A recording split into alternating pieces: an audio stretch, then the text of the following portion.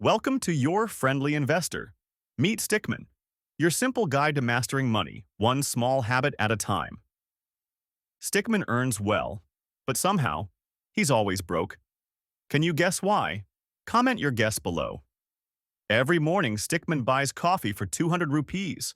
Seems harmless, Key, but let's do the math. By the end of the month, that's 6,000 rupees gone. And in a year, 72,000. Enough for a vacation. Stickman realized small leaks drain the bucket. By making coffee at home, he saves 72,000 a year, money he can use for travel or investments. Which Stickman would you rather be? The broke one with daily coffee, or the smart one enjoying financial freedom? Now tell me, what's your daily money leak? Coffee, shopping, or something else? Comment below. Thanks for watching Stickman's journey with your friendly investor. Remember, discipline today equals freedom tomorrow. Don't forget to like, share, and subscribe. If you are able to relate to this episode, look forward for yet another financial trap video. Coming soon on Your Friendly Investor.